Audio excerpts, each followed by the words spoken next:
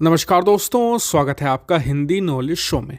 तो दोस्तों, आज हम एक बहुत ही ज़्यादा सीरियस टॉपिक पर बात करने वाले हैं। दरअसल एक रैंकिंग आई है पूरे एशिया को लेकर, और इस रैंकिंग में भारत की जो रैंक है वो नंबर 1 पर है। भारत ने टॉप किया है। इस वीडियो में मैं आपको ये तो बताऊंगा ही कि रैंकिंग किसके बारे में है, कैसे यहाँ पर भारत नंबर 1 आया है, ये तो मैं आपको बताऊंगा ही। लेकिन उससे भी अहम सवाल ये है कि क्या भारत को जानबूझकर यहाँ पर नंबर 1 की पोजीशन पर डाला गया है? क्या भारत को नंबर 1 आना चाहिए था? ये सबसे अहम सवाल है। तो मेरे साथ आप इस वीडियो में तक बने रहिएगा। हर एक सवाल के मैं आपके जवाब देने वाला हूँ, और बहुत ही ज़्यादा अहम वीडियो है, तो इसलिए अंत तक जरूर देखिएगा। चलिए वीडियो को शुरू कर लेते हैं। तो दोस्तों, जिस रैंकिंग की आज हम बात करने वाले हैं ये है इंटरनेशनल करप्शन रैंकिंग की, यानी कि एशिया के जो सबसे ज़्यादा भ्रष्टाचारी देश हैं उनको लेकर ये रैंकिंग बनाई गई है। और इसमें भारत ने लगातार तीसरे साल टॉप किया है। हम कहेंगे कि जी बहुत ही बुरी बात है, वाकई में ही है, और करप्शन बिल्कुल नहीं होना चाहिए था। लेकिन हमें पाकिस्तान से, चीन से, कंबोडिया जैसे देशों से, थाईलैंड से आगे रखा गया है। तो सवाल तो बनता है, क्योंकि पाकिस्तान में तो आप सभी लोग जानते हैं कि लॉ एंड ऑर्डर की क्या हालत है।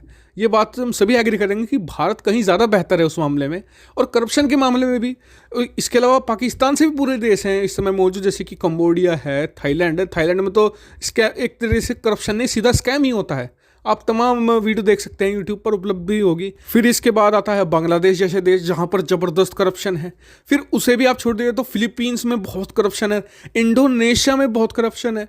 इन तमाम देशों को छोड़कर भारत को नंबर 1 बनाया गया है। और इतना ही नहीं, अब ये जब रैंकिंग आई है इसका खूब प्रचार प्रसार भी किया जा रहा है। और कौन से मीडिया में किया जा रहा है वो आप सर्च कर लीजिएगा, आपको खुद पता चल जाएगा। और साथ ही कई तरह के प्रोपेगेंडा भी फैलाए जा रहे हैं भारत को लेकर। भारत में ही सरकार को भी बदनाम किया जा रहा है और देश को भी बदनाम किया जा रहा है, क्योंकि इस रैंकिंग की चर्चा तमाम देशों के, एशिया के जो न्यूज़पेपर है उन्होंने छापी है। पाकिस्तान में भी से ये प्रदर्शित किया जा रहा है कि जो भारत है वो तो पाकिस्तान से भी ज़्यादा करप्ट देश है।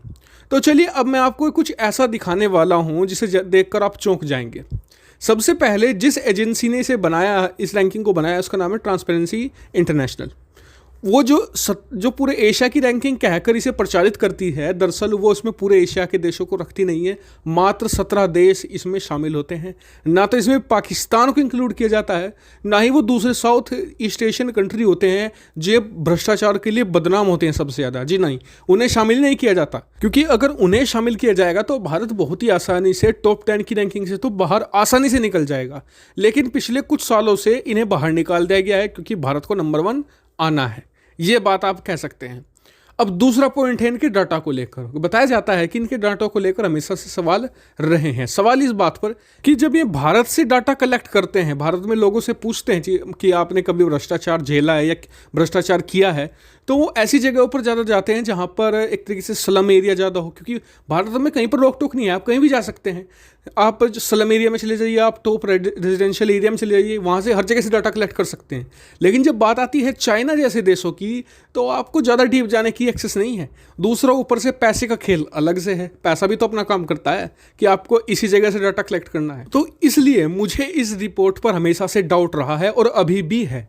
ये बात मैं मानने को तैयार हूँ कि हमारे यहाँ पर करप्शन है, लेकिन कंबोडिया, इंडोनेशिया जैसे देशों से अगर और साथ ही मंगोलिया जैसे देशों से भी हमें ऊपर रखा जाता है, तो वाकई में ये शक की बात तो बिल्कुल निश्चित तौर पर है।